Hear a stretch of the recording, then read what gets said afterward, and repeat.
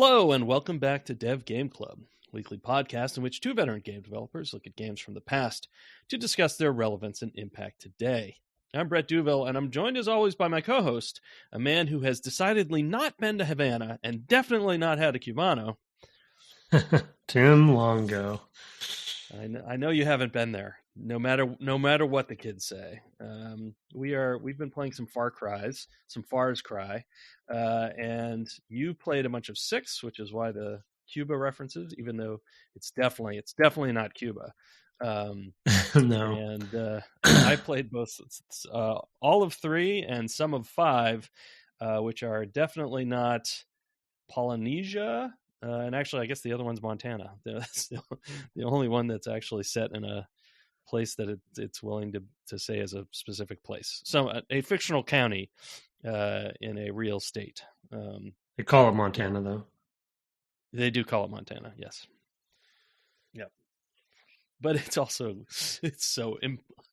so unbelievable in some ways. Anyway, I don't want to go into that, but there was something in the opening cutscene that just made me laugh. There's a statue to the guy, and it's so enormous that I was like, nobody can make a statue that size in America anymore. I mean, it's gigantic. It's very funny. Anyway, I just started laughing when I saw it because I'm like, oh my God, are you kidding me? That's like the Statue of Liberty. That's probably part of the commentary. Anyway, let's before we talk about the new games, the Descendants, and kind of how they differ, and we can talk about the good and the bad of that. We should talk about some of the things that I've been dancing around for weeks about the systems in the game, and also some of the stuff that happens at the end, because I basically sent you some clips, and then we had a little conversation beforehand where I tried to explain at least what I remember of what was going on. Yeah. So the reason I was always describing the buddies as a system is because there's sort of a scripted, they're sort of scripted to be sort of replaced, or that any of them could be your buddy. And then depending on in what order you do things, you may lose one or more buddies. Yeah, I already mentioned I totally missed one last week. And so the story, by having that sort of cast of characters, has to be able to substitute them in, and just does that. It just substitutes them in. And most notably, you hadn't got to the point where you lost a buddy, where he went down for the third time. And you had him come up twice, right? Where you were able to revive him. Yeah, it's a her. Yeah, the main one that I've been working with. She's on the buddy list. Yeah. Okay. Yeah. Yes, yeah, she was one of my replacements. I thought she went down a third time, but maybe not. But anyway, yeah, no, I never got to the point where one died permanently through a scripted event. Yeah. Yeah. And it's so of course that has to be able to happen anywhere, right? In because you could be doing these missions in weird orders and things like that. So there's sort of a systematization of like, we have to, they kind of do this by, a lot of it's very close up. It's very in your face about what's happening. They throw the blue smoke so that you know where to go to get to them. You get to them and they're bleeding out. And you have 3 options. One is to give them enough morphine to let them go painlessly. Another one is to allow them to go quickly by shooting them, which is done off camera. You turn away. Yeah, I watched that. Yeah, and then the final one is you can just sit there and wait and watch them for over a minute and a half, I believe, as they bleed out. And they're like clutching at, your hands, and and that's kind of getting less and less, and like their eyes are rolling back and their heads are, falling back. It's quite graphic. At the time I found it very striking. It's a definite choice. And it was just wild to me that somebody did that, honestly, in a game. Like, that's not, certainly characters sacrifice themselves and things like that. But this was, it felt weird because they felt very mechanical in some ways. But then they also they helped you out. They're your buddy, right? And you're helping them out. And then you feel this guilt, like I didn't get to him in time. And so I couldn't save him. There's nothing I could do, and they're gone.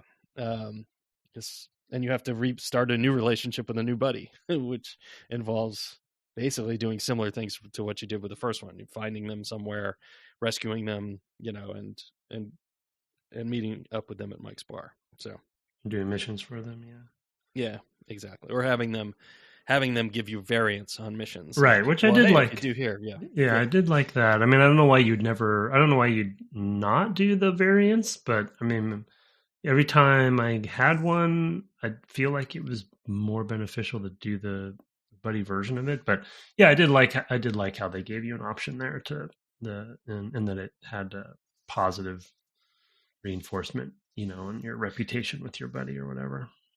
Right. Yeah, although I think if you didn't do that, my expectation would be, if you didn't do their variant, that you would just do the first part of the mission. So it would be in some ways easier. Yeah. So it's faster. You would go to the location, and then you wouldn't be contacted by them, outside or at the next stop on the train tracks or whatever. Yeah, right.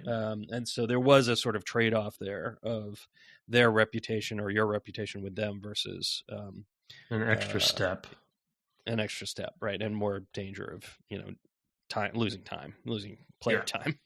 So there's not a real huge mechanical downside. I think there are enough missions in the game. I do remember getting some later buddy up to the maximum amount, and then still doing the buddy missions because they're my buddy, right? I don't know. I mean, it's manipulative and it works on me. So I think that's a strong, that speaks well of it, or at least it did at the time. This time, knowing that all of that was going to happen and that it's kind of forced on you, or that it's going to happen, it was a little less impactful. But like we talked about last week. How do you choose? So I'm forgetting her name. That's in my notes someplace. How do they give you your first buddy that is the main one you're talking about? I don't remember. I feel like they just assigned her to me. I don't remember choosing, but maybe I did. You don't choose. You don't choose. Okay. You're given randomly from a pool of buddies, and it's I think a tutorial mission. Yeah. To go and sneak up, and they're in the building in the back. And the missions that you I assume are the same. It's just different voice lines. Correct. Different model. Yeah. Okay. Right. Yep. Interesting. Yeah. So you are following the same beads on a string, and although you could do other things, right? You could do all the sort of side quests in any order and things like that. So you have that as well. Yeah.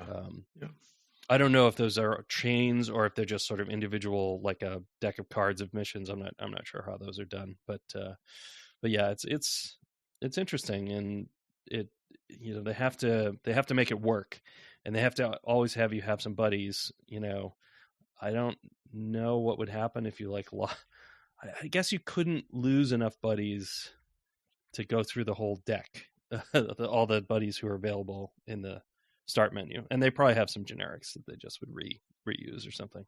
You mean in case you didn't have somebody? In case they died, again and again and again. Like, you can choose not to revive them at any point as well. Yeah. So, but I think there's probably not enough missions to exhaust them, because there are some others that are not playable and things like that. So, mostly they put the playable ones in front of you, but it sounds like you got a woman, and we know those are not playable. So yeah, there are two actually. I have 4 total. Just got this older German guy, maybe. Joseph, I think he's a Slav. Yeah. Oh, okay, yeah. And then there's a French woman, and then. Yeah, and then there's a white dude that I don't remember his Paul, pretty generic, yeah. Paul Franck from France. And then my main one, and I don't think she's local. I think she might be, I forget where she's from, but yeah. So Interesting. So there, I mean, I guess one cool thing about that, and it is a bummer that I didn't get to that point, but because for her specifically, I do enjoy what little characters there, and Hmm. so if I had had that point where she would have, I guess I would have been probably pretty frustrated though, because when we are on missions and she goes down, like I reload, I try pretty hard to save her. Hmm. I've gotten the blue smoke a couple times, and if she dies, so it's like, I mean, I get it, but it's pretty punishing, right, to not have control over that moment at one point. So it's Yeah, the typical and it's thing of like yeah, make something yeah, impactful. You got to yeah. force it sometimes, and then that's people are going to be pissed to some degree.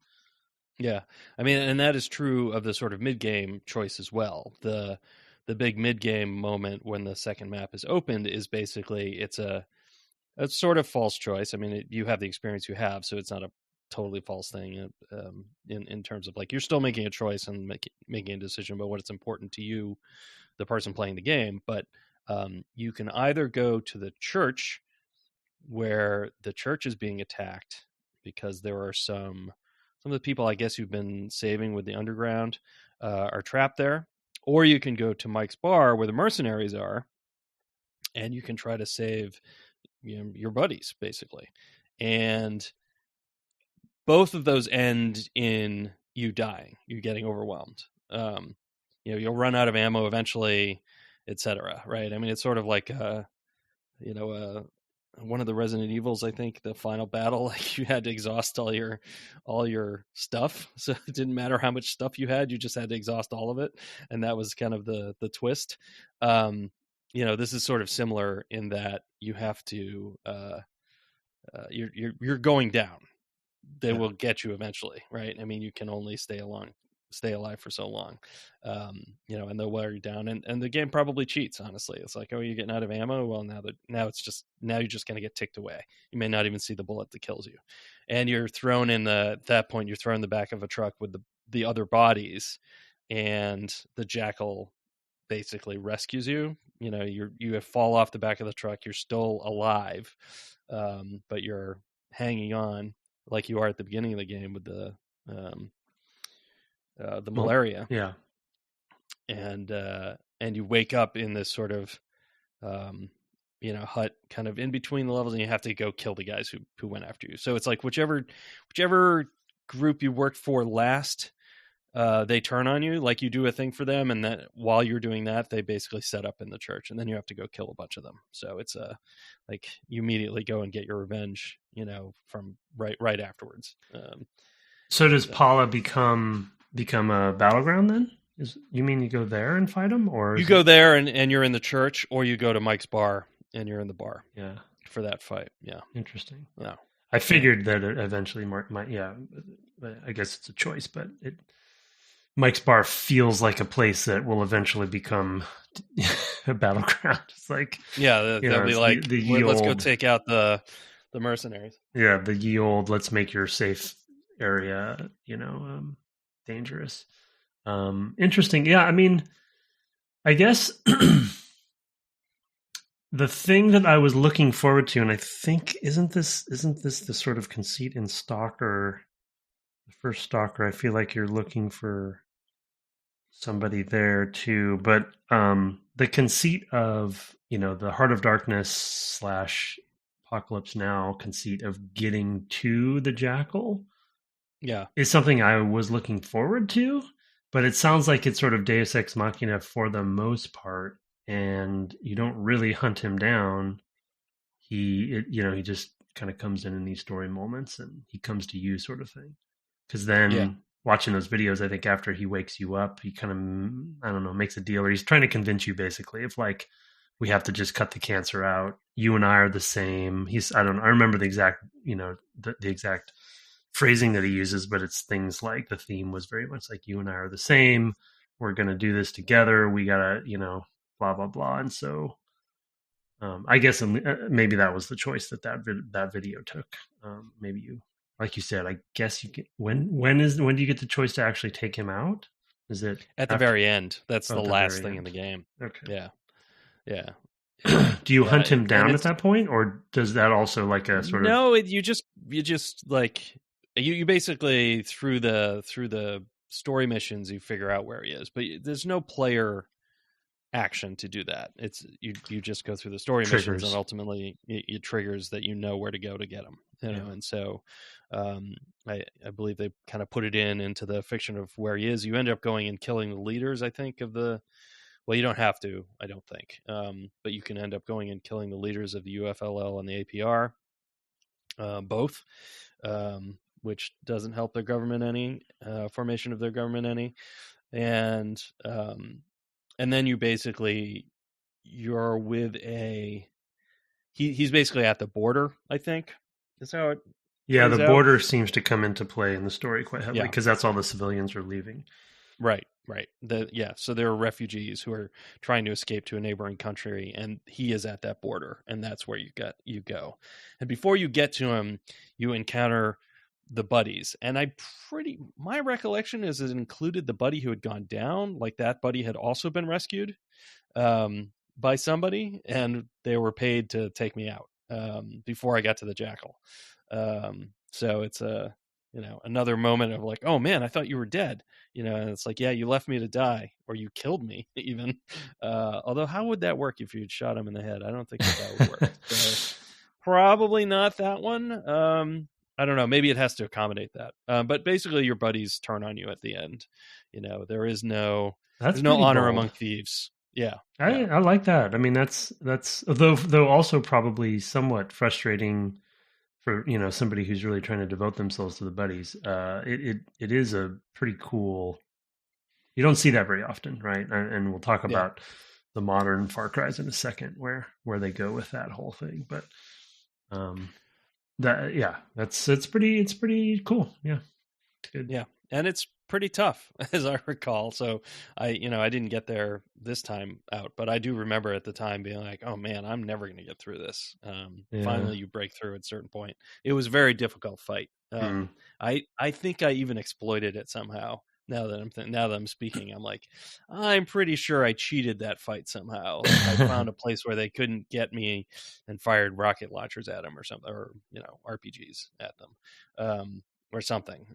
I do remember that being especially challenging at the time, and I'm sure at this point it might have been a lot tougher for me. So anyway, those are the kind of the big beats. I do think that the second half of the game, is a lot more.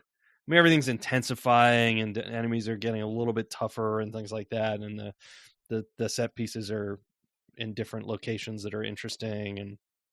But it is fundamentally like another map, the same size, with lots of side stuff on it and more diamonds if you want to go find all of those, etc. And it doesn't drastically change, and a ton more checkpoints. There's no and safe houses. The combat itself doesn't they don't have different enemy types coming up that weren't there before, or different vehicles or things. They may, but it's very incremental. It doesn't feel substantially different to me. I have played a little bit into that, and it hasn't yet ramped up significantly.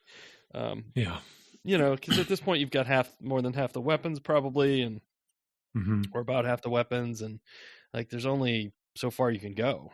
It's not science fiction, so it's not like it can endlessly go in terms of what the weapons can do.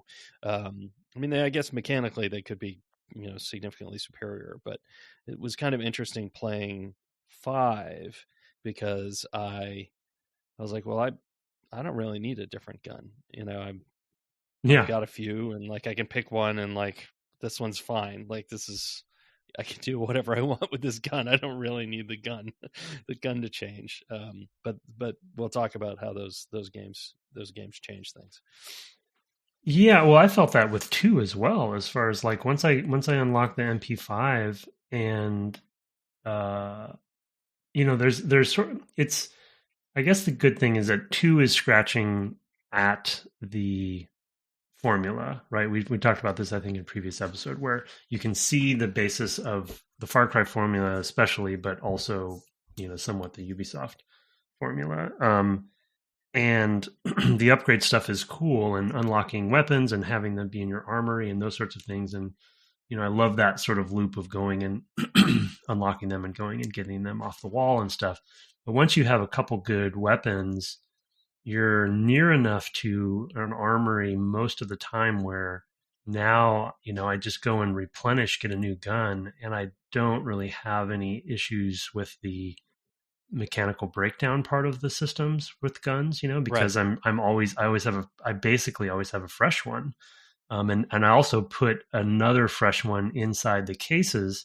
So even if I'm Right. not at an armory and I'm at a safe house, I will have a fresh one regardless. So you kind of like, I guess that's what you want. That's like their version of quote unquote leveling up, of just kind of you're lessening the friction by all the upgrades you've done, sort of. Right. Well, But and there's also some other progression system sort of mechanics in there. You can get the stealth suit, and you can open up. I think you have to buy those additional chests as well, right? So that you yeah, can yeah, have yeah, for your sure. There's secondary and your equipment. Yeah. tertiary. So there, yeah, there's equipment that you're buying, which again I like because Durability and it's yeah. in the world. It's a real thing in the world. Mm-hmm. Um, that I think is a strength of Far Cry 2.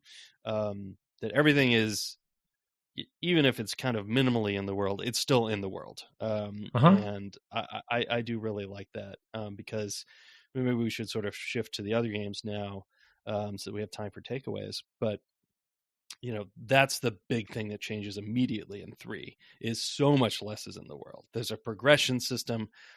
It's not in the world. Like it's not it's just things you can do. Like you can kill somebody from stealth, in this way versus that way, or you can carry more stuff. I guess technically that's sort of imaginably in the world, but doesn't feel like it's in the world. Like you never see it. You can carry more bullets, right? You don't see how you carry the bullets. Yeah. So it's an interesting, like they've gone kind of more modern, I guess, but they lose a lot of what I thought gave the first, this one, not the first one, but Far Cry 2, a lot of charm. Yeah, I mean, in a way, Far Cry 2 is the first of this ilk. Yeah, It's yeah, not because it's technically the different. first Yeah, one, but I think the right. first one was different enough to where it's like Far Cry 2 is definitely a fork in the road for them. Is my memory from playing what I'm pretty sure I finished Far Cry 1 back in the old days, but I know I did not. In fact, I definitely got to a point where I was like, okay, it's just going to be a lot of these aliens now for a while, or whatever they were, mutations or something. yeah, Um, yeah, that and I was was like, okay, I'm done. yeah. It got goofy, at a point. Or maybe I'm thinking I definitely finished Crisis, the first Crisis, so I might be thinking of that one. But anyway, yeah, I mean the we've talked about this. What contexts? I guess in a way, we probably talked a lot about it in the Dark Souls series, and it's come up from time to time for sure in other series. But it's the playing 6, and to your point on kind of like where the friction starts going away. It's sort of quality of life and usability. Like on the surface, when I'm playing 6, it's like, okay, this is very polished, it's very slick, and the friction is low. I'm just like, I'm easing into it, having fun, playing the game. Things are doled out to me. There is a progression system. I have a feeling that 6 maybe tried to bring back some of the tradition of Far Cry 2 a little bit in some of the things they're doing, but they do have a mini map, which I guess apparently 5 doesn't. So it's weird that 4 did, 5 doesn't, and then 6 does again. But Yeah, anyway, three does. I don't remember about 4, but 3 definitely does. okay, Yeah. yeah. But it's like if you go down the list of like what they put in the UI and how they changed the map and adding a mini map and waypoints, right? Waypoints is a good example of like there are times when I really want a waypoint in Far Cry 2, but that makes no sense to the way that they have diegetically designed the game. And so it's like the list of usability and the list of quality of life that is a modern game today. It's like these are the things you should have. And to some degree, Ubisoft has really led the charge on this. Like, here's the quality of life things we're just going to hand to you, and it's just going to be smooth sailing. Whatever the fiction is, whether you're an assassin, whether you're a mercenary, a Right. Yeah. revolutionary, etc. But like we've talked about with so many other games, once you do that, you're losing some of that charm of the commitment to obstacles, and kind of obfuscation and the player filling in the blanks themselves and the sort of the trials and tribulations, I guess, that come with that. And it's that double-edged sword, like I'm sure the numbers have gone up for them over time. Oh yeah. And they probably keep going up. So it's hard to argue, but when it comes to bold choices, memorable choices, like, I don't know. I mean, if you now you've played so much Far Cry in a short amount of time, what do you remember the most? Even including 2, like 2, 3, you've played 4, Primal, 5 some. I mean, what stands out to you? I think what I fall back on generally is that they do choose. I mean, they're often controversial villains and things like that, and I don't want to be too down on 3 because I feel like 3 has some significant problems.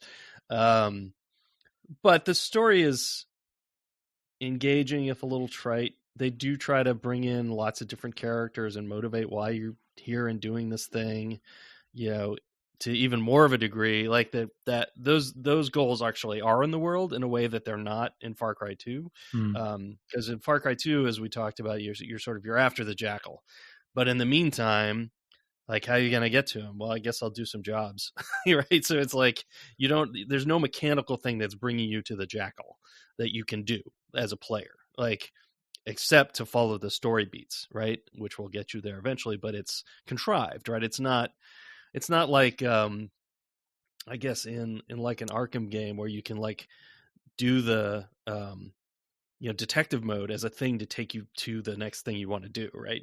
Or something like that, where it's like you have a thing you do mechanically to advance the thing that you want to do. And, that was something that you were a little frustrated about because of all the friction just getting to what your goal was. And when all that friction goes away, like, it becomes a checklist for me. Like, so for 3, there are these radio towers, and if you open the radio towers, you get the guns for free. So, or you can buy the guns, right? So that's the choice you're going to make. But of course, I just went and did all the towers. I just ran around the map and found all the towers. They're all marked. Like, I know exactly where they are. I just go do all the towers now, and then it's like, okay, now I'll do all the capture points. So all the territory is safe for me to travel through.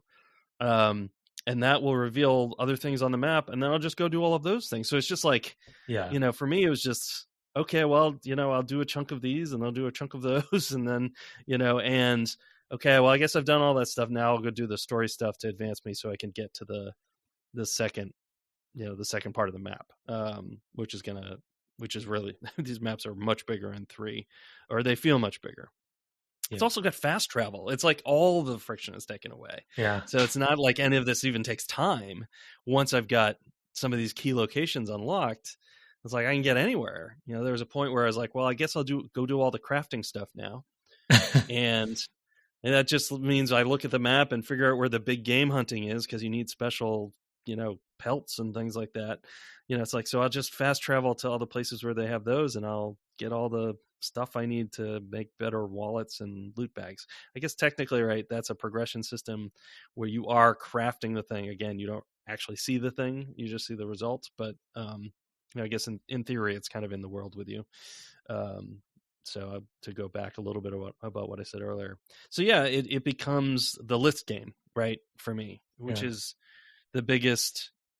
It becomes a thing where there's not a lot of thought, and I don't have to maintain what my goal is, because I'm just going to mark it on the map and it's just going to tell me, and now I can listen to a podcast while I play because I don't really have to think all that much. Yeah, it's sort of almost like automated gaming in a way. Yeah. The two things that I immediately noticed so for 6, it's like, for one thing that 6 is giving me that 2 did not give me, and some of this is not, I wouldn't even blame 2 for, because it's so many iterations later and it's so many years later. But like I care way more about what I'm doing and why I'm doing it in 6, even though it's still Hmm. we should talk about the tone of the series in a bit and the difference between, and we don't talk about specifics, but just like high level tone between 2 and 6 for me. And I think it's the same from 3 onward. um, but because Far Cry definitely has like a tone, like a Yeah. feel that they've committed to since 3 basically, I think. But like so there's that side of it, which is, the characters are interesting or semi interesting. There's the villain and the characters are very closely connected, and that's one thing I miss in 2. 2 is very first person shootery, generic, like I can be anybody. I'm a merc, I work for everybody and Hmm. nobody, Hmm. and even the Jackal, it's sort of like watching the videos, it's sort of like, well, I don't really agree with him, I could help him or not. So I feel like for instance, I wish there had been in 2. I wish there had been people working directly for the Jackal that I had met and taken down, or Right. chose to take down or not, along the way. So there's more of a buildup, and that's happening in 6, right? Where it's like you're meeting character already. I'm only 11% in, and I'm meeting, lieutenants basically, right? And so there's Right. sort of like a buildup of like, okay, yeah, this whole faction is bad, and we're going to take them down together. But the two things that I miss is immersion and discovery is kind of what I put in my notes on like boiling it Mm. down. One is 2 is a very immersive game for me, and as I've said on the podcast before, I'm a big first person fan in general because of the immersion factor, and also love shooters for that reason. And so the immersion in 2, because of the diegetic nature of it, because of the choices they made, kind of because of the friction, even though I complain about it, but the friction, uh, how hard it is even to do certain things, because it's meant to be more realistic. And then the discovery is like, to your point on the checklist, if you just, once I set a waypoint in 6 to go to my location, I'm just watching the mini map at that point, right? Yeah. Yeah. And I'm not even really listening to VO or something. I'm trying to listen to VO, but I'm playing the UI basically, right? It's like it comes down to your point of like everything's marked, or I just go to where they tell me to go, and when they give me a new mission, they automatically mark it and tell me how to get there and what the difficulty of it is, and like all this information that you would think goes under the category of quality of life, but the sense of discovery that I have in 2, where you come around a corner and you don't really know exactly what that cluster of buildings is going to be, and unfortunately the combat does become repetitive in 2, but that aside, I have had moments, like especially around the perimeter of the map, where you're like, what is this, and getting to the airfield before you're supposed to, or something like that. And and that was fun in 2, because because of its commitment to the diegetic nature, it felt like you were discovering it more than the game was telling you about it. Yeah. I mean, there's in 3, and I'm sure this is true in 4 as well. You just buy the map. Just Yeah, like right. tell me where all the loot boxes are. Not loot boxes in the sort of mechanical Yeah, I know sense what of you loot mean. box, Yeah, but where all the boxes of loot caches. are. Just tell me where all the caches of whatever there are. And the thing is that at a certain point you can't even carry more. So you're just like walking around and there's a million boxes around and it just says lootful, and it's like, oh, okay. Like, and there's not a lot of stuff you can sell. So it's like, this is more in 5 than in 3. I didn't run up into that as much in 3. Um, I always unlock lots of weapon slots and things like that, and I do enjoy the play. Like I do enjoy the fundamental shooting people, but there's they all have scopes, right? And if you perfect pinpoint placement of your bullets at pretty long ranges, and where you had to like see the guys through the grass in Far Cry 2 Yeah, is just something different. It feels different, and you're seeing them over a gun sight, not like some crazy scope. It's like literally like this little round thing with a piece of pieces of metal right on yeah. a gun barrel. And I find that really compelling. And that's the immersion factor for me. I think there's friction everywhere in that game, and individual players are going to find some part of that friction frustrating. Excuse me, I just thought I'd turn that off. That's my phone, Harley. So it's oh yeah, this switch is getting a little touchy. That's why.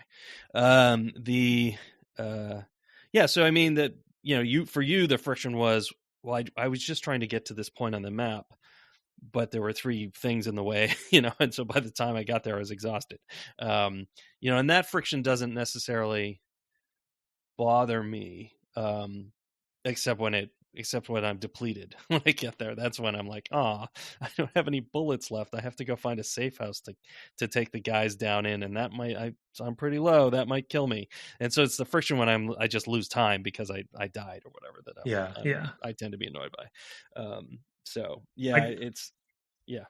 Go ahead. Well, I did happen finally into a pattern or rhythm with that particular friction because just using a Jeep with a mounted Jeep with a turret on top, the M60, and I would just like pace it to where if I was stopped on the road or I'm getting to a checkpoint, I would stop ahead of time, switch to that, take people to, I basically was lessening my friction by finding this sort of like, not an exploit, but my own sort of methodology to getting from one place to another without having to reload or die or whatever.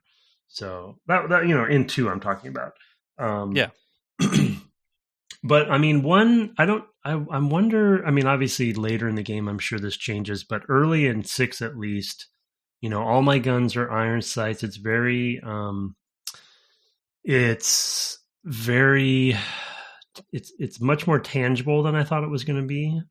As far as like some of the, Far Cry-ness of it and the commitment to those things like iron sights and things.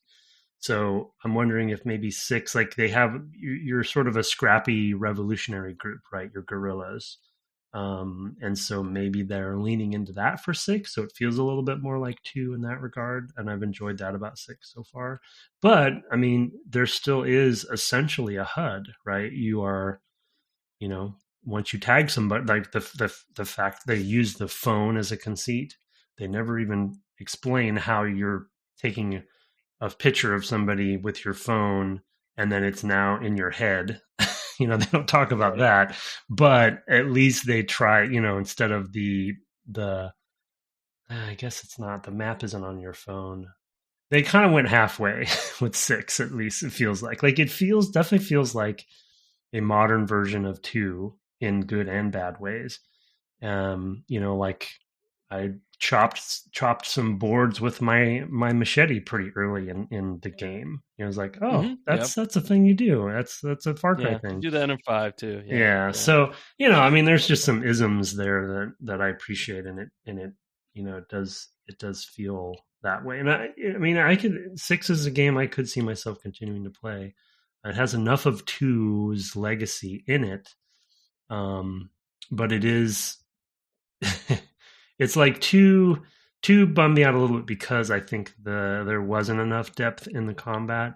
And with 6, I think there is more depth because there's a lot of different enemy types. There's a lot of different weapons and some mini bosses and things like that are happening. So you have to really kind of mix it up. Damage types or play a heavier role. But at the same time, to your earlier point, it's so smooth and checklisty that that's another reason why I would stop playing, right? It's like it's for a whole different reason, even though it's the same franchise. So it's kind of ironic. I will say that one of the things that it does that I do never get tired of, even though it can certainly feel samey, is that because the stealth is so much better, I really enjoy taking out a whole camp without anybody ever noticing that I'm there. That just feels good every time, and that actually slows the game down considerably, right? So I'll go into a space and there's oftentimes where things will go haywire. I'm like, just shoot me. I'll just try it again, and like I'll have to do 15 minutes over again because I didn't see that one guy, I hadn't found him. He wasn't on my radar. It feels like 3, I think, has sort of an auto radar, so you pick up guys a little bit more easily because they're on a mini map. In 5, there is no mini map, so you have to sort of individually tag them, which is an Assassin's Creed thing, or it is also an Assassin's Creed. I don't know which of the series had it first. So you kind of and then you can see them through walls and everything, but just the model. So I actually like that better than the minimap, because I'm always looking at the world and not just what popped up on my minimap. Minimap's easier to plan against, but I really enjoy seeing these. It's more satisfying than the stealth feels really, really good. When you can sort of see and plan, like, okay, that guy's looking that way, I can get him, I can move his body, which was not a thing in 3, so that they don't even find him. Like, and those sorts of things I really enjoy. I used to do that a lot with Assassin's Creed, as I would kill everybody in the camp except for one guy. And then just leave him to find all his buddies. Jesus. I played Assassin's Creed in a very dark way. Apparently. Yeah, and I mean, I put that in my notes for 6. Like, the stealth is so much better, obviously, than in 2. Like, I want to stealth in 2, but I feel like it's really not that feasible of a way to play because it's just the feedback isn't there. Yeah, the characters become instantly aware as soon as you kill somebody as well. So and I'm sure it's probably Far Cry influencing Ghost Recon, but the Ghost Recon, Wildlands, and Breakpoint games also have good stealth, and they're very similar to how Far Cry 6 works, like almost identical even in the UI. So I don't know if they're just sharing that at this point. The audio design is very similar. And, because Ghost Recon is a third-person shooter, you get kind of pretty good Metal Gear vibes occasionally, where you can kind of sneak into a camp and take the whole camp down, and you're hugging walls and hugging cover, and and kind of going from place to place. So yeah, it's such a fascinating lineage, and I probably should have played, in retrospect, I probably should have played 3 instead of 6, because I feel like the way you're describing 3, I mean, as a comparison, the way you're describing 3 is much more of a jump than, 6. It's a huge difference. 3, 4, 5, and 6 are all kind of the same, I think, but like 2, the difference between 2 and 3 is very big, huge. Yeah.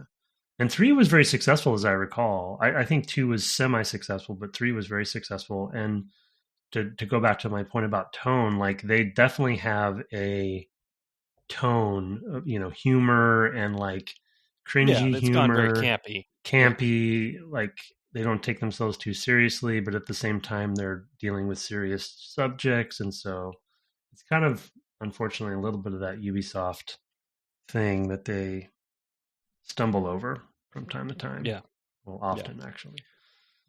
Yeah, from time to time, as in all the times. Yeah, whenever anybody asks, is basically there. Yeah, I mean, it's, I get it. It's an action movie, right? It's, and everything is supposed to be sort of cartoony, and that's why they say their games aren't political, but that's still a cop-out, because being apolitical is still being political. I know that's sounds like an anti-tautology or something, but that's a fact. So I don't know, it's when you choose to make these things in places that are very thinly veiled copies of other places, it's you're sort of leaning on existing cultures and things like that, and it's to say that's not political is not crazy about it. I'm not crazy about those kind of movies either, so it's not just this series or whatever, but and to some degree I think that's why the Assassin's Creed games have been more my jam. I mean, until this series I had only played 2 and 4, is because Assassin's Creed is sort of historically distant, so it's not current, and it's sort of at a remove to which I already have from those cultures, if that makes any sense, right? I mean, ancient Greece Yeah. that's a long time ago, right? It's very hard to feel one way or the other about their representation of ancient Greece or ancient Egypt or what have you. I think that's why I find those a little bit easier to go to. So Yeah, that makes anyway, sense. Yeah.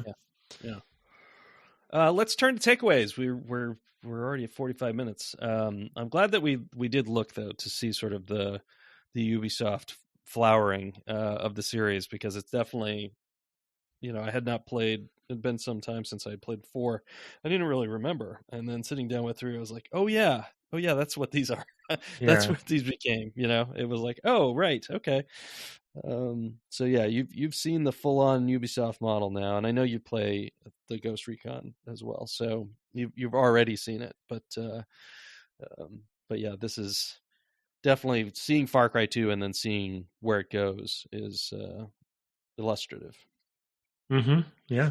Yeah. It's interesting.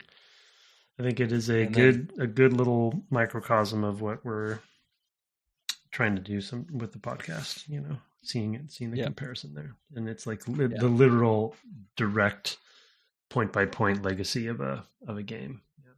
yeah. I mean, it's like when we talked about Ratchet and Clank, and I was talking about how going back to the very first one and going, oh man, right, they hadn't figured this out yet or that out. Yeah.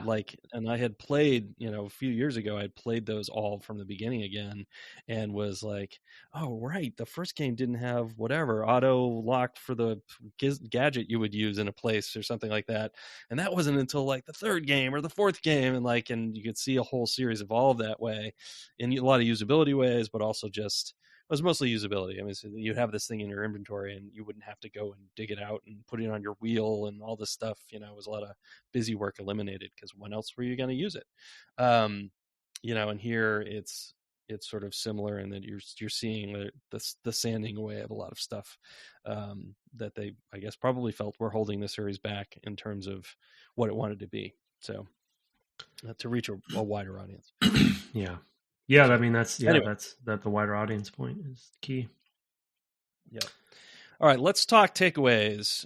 As is usual, at the end of a series, we like to talk sort of our top few things that we take away from the series. And I, of course, will, as always, defer to you to go first. Well, no surprise on this one. We both probably have it. I just called it diegetic design, which is a silly, a bit of a silly term, but it's accurate, I guess. Just like even when the game came out, I remember it being a big deal that they embraced it as much as they did, so holistically, and that it was, and it goes hand in hand with another one of my takeaways, but there's a world where you can see Half-Life's influence in there a little bit, right, and kind of some of their commitment to things, but taking it even further, and not just the friction that causes, but the, like we talked about, immersion and the filling in the blanks to some degree, and to your point about like the tangibility of the guns and the tangibility of just everything, really, of just no HUD, very no mini map, holding a map out, and so committing to something like that in the middle of doing other things. You can't have the map out and easily survive a gunfight or something like that. So just very appreciative of that, and then the visceral, to overuse a term, visceral nature of what that diegetic design brings to an example that they seem to have carried forward with them in 6, as 6 is very much still doing this, the healing part of it, right, where you're these graphic first person healing moments, and and so or putting out the fire or whatever. Yeah. I mean, I had that as I called it just character embodiment. Instead, for me, I was thinking about things like the encounters with the buddies when either they're healing you or you're healing them, which I really like. That wasn't something that had been done really in first person, or that I don't recall it having been done in first person very much at that point. so that was super neat. I think also, as you mentioned, the sort of your healing, but also just like I go up to the hood of a car. I don't just kind of like mash the X button to fix the car. I actually pop the hood, can take out this wrench. Who knows where I've been carrying that, and like, actually tighten up something and, have it stop hissing out, air Mm-hmm. or something, steam, I guess.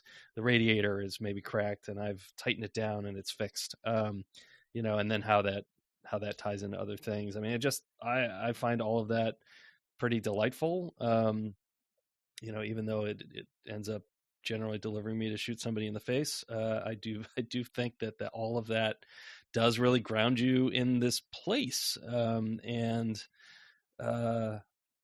It is the thing probably most of all that I take away is just all those little moments of feeling like, we talk a lot about in video games experiencing, life from a different, from being somebody else. Like, oh, I get to be the spy, I get to be the hero, I get to be the whatever. Yeah. And this one, it really, really grounds you in, you're this specific guy, I'm Hakeem, so. Yeah.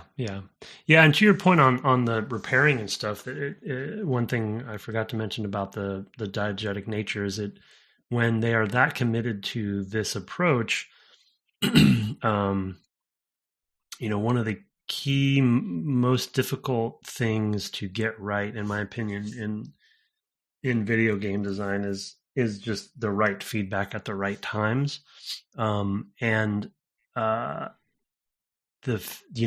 that choice basically forces them to give all the feedback that you need to play the game to be in the world, holistically. And so to your point about like a broken or a Jeep or that is on its way out or is in damage, it's like you're listening for the audio and you see the smoke, right? And that's the only feedback you have. And it drives slower. Yeah, it drives slower. Yeah. So the gameplay changes as well. I'm trying to think, when they throw grenades, I feel like they do give you a HUD for that. Do they have off-screen indicators for explosives? I don't remember. No, I don't think so. I don't think so. So the other thing that I forgot, they do in 3, but they don't. They definitely do in 6. Yeah.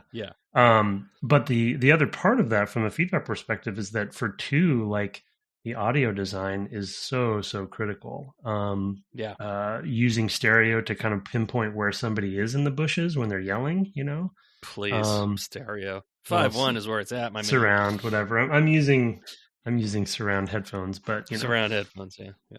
But using audio to know what's happening, right? Like what gun they're firing, where they are generally. Did they throw an explosive? Did I hear it? Where the fire is. It's like just super critical, and so the audio design is quite stellar because of that. It has to be because of that diegetic approach. Yeah, absolutely. And they leaned all the way in and got a lot out of these machines, a PS3 or a 360 at the time. On the PC, of course, it was ahead of that stuff. But I guess the PS3 and the 360 both had 5.1 out, digital out. That was a first, I think, for the consoles. So that's something I've always appreciated about those. I still have a fiber running out of that machine into a fiber switcher, so that I can have multiple consoles have full surround. Nice, yeah. Do you have a second one you want to go to? On the really quick one, I mentioned something you mentioned in a previous episode on the audio design for the Jeeps or the cars, that ping ping ping ping. There's that, but also the roar that they have when they're coming at you, is another example of it happened to me today where it's like there was a conversation where somebody was saying, I keep getting hit by vehicles and dying, and I just don't know they're coming. And so they added this sound, that revving of the engine right as they're coming after you, so that they're behind you, that they're coming, so you can try to jump out of the way. So it's like that's another feedback thing that audio is critical on. I got run over in 5 and I was really annoyed, but it was a huge truck, so I didn't feel too bad. I was like, oh man, I didn't hear that coming. Anyway. Yeah, I mean, because maybe that's another thing you get you kind of it becomes a crutch, right? When you have all this HUD Yeah. and UI stuff, and the audio maybe didn't catch up in that regard. So my second one, we're kind of it's a partner with the first one, but I think the sort of extreme goal of making a simulation, Mm. with the fire, and I made a note today of I finally noticed that like if you drive through the grass, it actually sort of kills or stamps down the grass where you drove Yeah. through, and so it kind of creates a path. The shooting behind a bush and having it cut the bushes off, and like the physics and the explosives. There's a lot of physics going on. Yeah, just the true for a first person shooter that is open world and is basically just a mercenary simulator. That I do remember that being a big push for them, and also at the time being pretty impressive that they went as far as they did with all those simulated systems. Yeah, no, that's a good point, and definitely I do remember the fire propagation being a big selling point at the time, and just how that can change the dynamics of a battle, or because there's something in the you throw a Molotov cocktail or whatever, and now a car goes off over there, and 30 feet away because that's just the way the wind was blowing. Yeah. Is super neat, and it does make for you know I think you talked about how the combat gets a little bit repetitive, and I think these are their sort of counters to that, is like, well, you can use the environment in different ways, depending on the geometry. I don't think that the there's enough variety in the locations that you see most of the time, the guard stations and things like that, to make that practical. But there definitely have been times where I've had moments that you just don't get in other games because of the simulation, right? Of like, oh, yep, they hit me broadside. I was in the Jeep because I was sort of on a slight incline that knocked me over. So I jumped out of the Jeep and dropped the grenade onto my own Jeep, and then got away as fast as I could. And that Jeep blew up and took out the Jeep next to it, which still contained the guys. I mean, it's just like Mm-hmm. this series of things that happened, because the physics system was so rich. I think that's a GTA 3 thing as well that people really appreciated, that we didn't talk enough about, honestly, because we just had such trouble with the content. Maybe we're maturing. I'm not, but maybe I'm just tired. Anyway, I would say having useful friction. I think a lot of that does come from the embodiment. I was not as bothered as you were by the sort of friction of getting to the quote unquote place I want to go because because I had played it before, and so I knew that was part of the ticket, Yeah. and I do think that it also can lead to some interesting situations where you're down to your last few bullets and you are having to switch weapons, and you also had the golden gun right early on, which I don't know if that was added in. I kind of wonder if that was in the base game. Now I can't remember, because there is like a fortunes pack or something that's included now, Oh, or that might fortune be, yeah. hunters or Because something. the Yeah. other thing that I kept forgetting to ask you is that the safe houses are supposed to be save points, but like I don't know if it's because I'm playing on PC or what, but I just have save anywhere and quick save, so I don't ever use those. Oh, really? I just Oh save no, whenever I was all I playing it as want. saves. I was only ever saving in the safe houses. When you Oh, rest, you funny. save.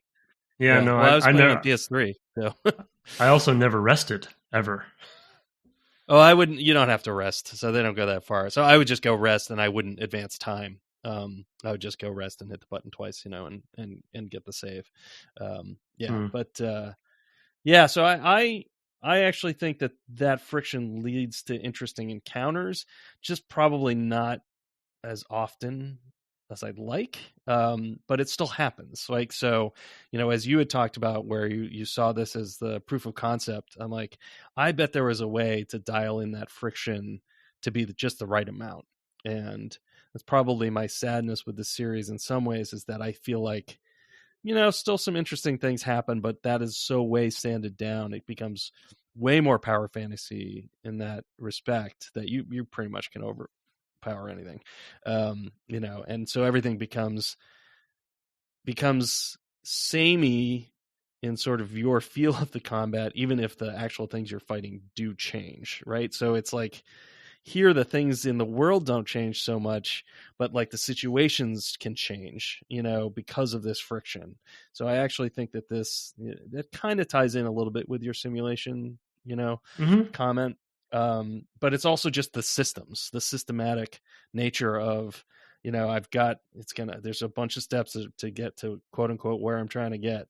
But I'm just going to run into a lot of conflict on the way, probably too much. It probably went too far. Because I think they basically tied it into loading zones. That's like, well, whenever we load it, we just repopulate it, which could have maybe used a little bit more massaging there. But like, I would have liked to see them do more with this style, another whole one, or something, and take what they learned on this one and the feedback they got on this one and see where they took it next. Instead of going the other direction. Instead of going more friction-free AC, all usability, etc. I would have liked to see another one in this kind of vein, but with what they learned, because I think it's interesting. Yeah, one thing we probably can't answer here, but maybe to think about as a kind of a homework we'll never do is, now that we know very clearly where the Far Cry series went, Far Cry 2 definitely had an influence on lots of games. And so what are the games that did continue iterating on the Far Cry 2 model? I'm thinking of the Stalker games. I'm thinking of maybe Metro, though Metro is not open world. The last one was more open world.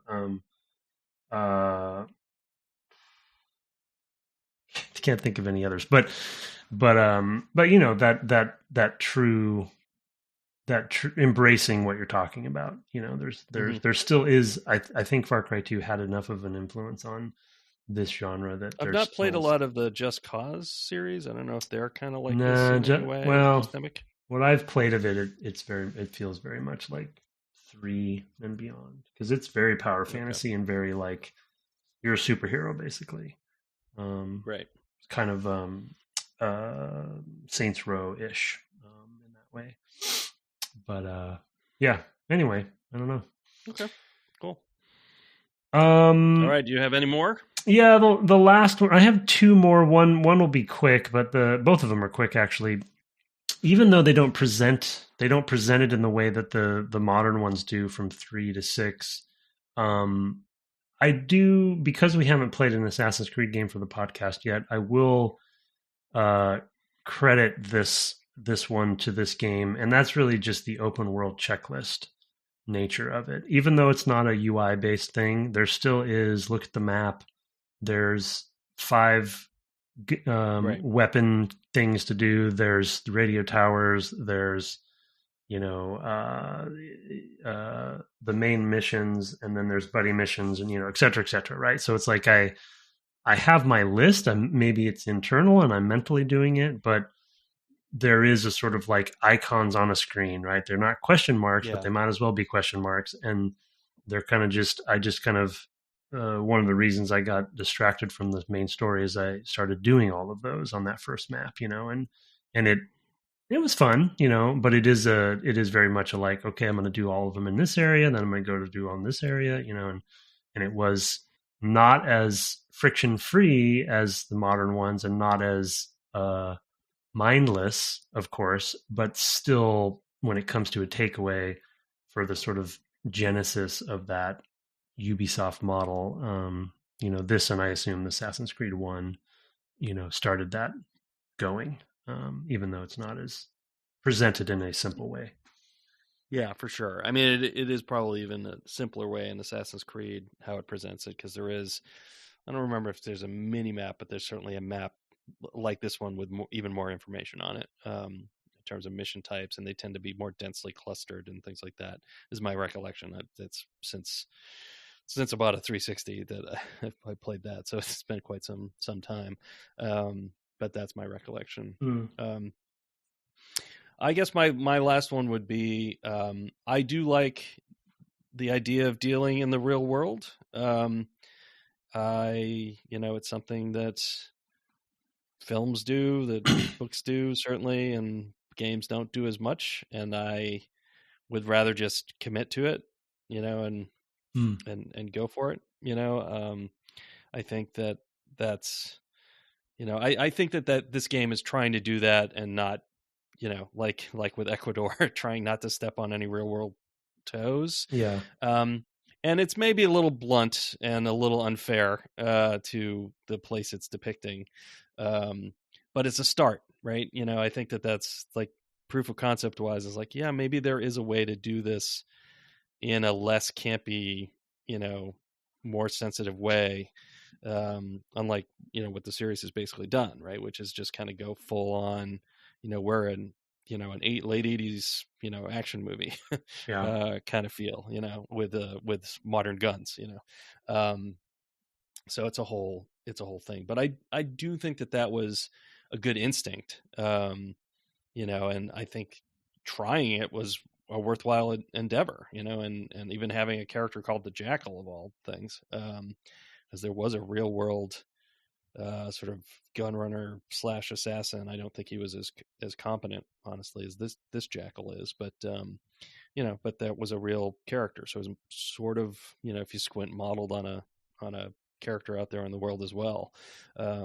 So, I think all of that is interesting to play with. And I, like we mentioned, I think that there are indie games that have done some interesting things with that, because they can be a lot smaller and more focused. But I do like the idea, and I think it's valuable to think about your world and how it intersects with our world. Your game world rather, and our real world. And if there are interesting things we can show about our world doing so. So, I think this one, because it's one of the first to do so, definitely goes all grit, and, I felt this way a little bit about this War of Mine, which is an indie game that, it's a different sort of game entirely. It's a sort of a management sim like kind of game. It's hard to really describe, but where you've got to go out and get resources at night. And, one of the criticisms I've heard of that game is like, yeah, but in war, people actually tend to band together and help each other. And this is like, you're going out and, trying to steal from other people or scrounge and whatever. And you're kind of going against people. But these are interesting experiments, right? And, they're worth talking about. Why do we always depict them this way? We need conflict, I guess, right? But like, how else can we represent that conflict? And I don't know. I just think it's one of the few sort of quote unquote mature games that I feel is relatively actually mature, and not just mature because it's gory or whatever. So yeah, that was my last one. So I think you covered it well. Just and it became sort of a bastardization of this for the series as it goes on, right? Mm-hmm. They're trying, though they've changed the tone to that campiness, and they're trying to dance around the commentary that they actually have in there. I mean, 6 is pretty leaning heavily into what's bad and what's good, but in a unfortunately campy and ham-fisted way. But yeah, totally agree that was a staple, a takeaway for sure of this one in particular. And yeah, I think they did generally. I mean, of course, I didn't get to finish it, but watching those videos, it's like they're not shying away from what they had intended to do. They're not. Right. They're not. They have something that they want to say committed from their unique perspective, which is not the perspective of the people that they're depicting. Just to be clear, from their unique perspective of the continent and what challenges, I guess, there are on that continent. So at least they committed, and they're not lying to themselves and trying to message away what actually they're doing, as they do today. Yeah, I would agree with that. I think that's definitely true. And, I do think at a high level, mercenaries and soldiers of fortune going into places like this are a problem. So Yeah. I think that there's a lot of geopolitical problems that surround it as well, and that stuff's kind of hard to cover. It's like kind of hard to cover the whole problem, right, in a game. So it's like they picked one viewpoint, right, and kind of committed to that and stuck with that. And even though it's heavy-handed in places, certainly in the character of the Jackal, whose monotone is the thing that really gets me. Is like he's so monotonic when he speaks. Like he doesn't, like all the other characters are way more flamboyant in their presentation in the series going forward. Voss and I don't even remember the name of the guy. Pagan something. Pagan Min. In 4, Pagan Min. That's it. In 4 and in 5, it's like these zealots, religious zealots, that are really, really out there, and that's kind of the direction they go. But this kind of beaten down, the world is bad and I'm just working in it kind of guy who's very monotonic he's an interesting character in his own right. Anyway, well, that's it. Those are our takeaways for Far Cry 2. I'm glad to have revisited this game because I played it in such a blur back in whatever that was, 2009, and it was fun revisiting it, even though I didn't play through the end. I did play all the way through Far Cry 3 though to make up for it. So, and had fun with that. That was one where I was like, "Yep, I guess I'm done with this one now." There were still things I could have done in that game, but I had enough of that one. I did all the story, so and got all the crafting, and I did a lot of the alls. I did all the alls, and then left some things off. And I might play more of 5. I do enjoy it. I really do enjoy the stealth and the and when you have to shoot, the shooting's pretty good. So it's I don't play a lot of shooters anymore, so it's fun to dabble with them now and again. Looks like we're really tight on time. So I was gonna say let's read one email, but let's actually get to that next week because you're gonna go off and stream. I'll get to that in a moment. Yeah. Okay. Yeah. No, I think you're probably right. It'll take us a few minutes to hit these. To wind out. Yeah. So we love to have your reviews. Generally speaking, I see them on the Apple infrastructure, but you can also point us at whatever podcast platform you use. We'd love to have them. Or you can send us email at devgameclub@gmail.com. We're actually pretty caught up. We just have one for tonight, so that's why I don't feel too bad leaving it go. You can find us on the web at devgameclub.com or on Twitter at devgameclub, where you can also find my co-host at Tim Longo Jr. with the JR at the end. You are also still twitching now. My understanding is you're going to finish all of the games we've played on the cast that you haven't finished on your stream. That's the plan, right? From now on, you got did I say that? I probably did. No, I don't know about that. Yeah, that's not gonna happen. But because we're just making the list longer. My gosh! But you're at least currently playing Dark Souls, which you're still enjoying. You had a pretty successful time last week, I gather. So, I kind of like I've been upgrading, been grinding and upgrading, and then I kind of happened into sort of like cleaning up bosses that I had not gone to, kind of thing. Before doing the golden doors, and so I might continue that tonight. We'll see where it goes. Okay, cool. Our intro and outro music was written and performed by Kirk Hamilton, commissioned by friend of the cast Aaron Evers, and our logo and merch store are by Mark Garcia. That's a labor of love for folks that who are interested in having some DGC merch. We don't make any money from that. Mark doesn't make any money from that, but we really appreciate his attention. Have fun visiting even more quote unquote fictional places to shoot people in the face in this week, and good night. Good night.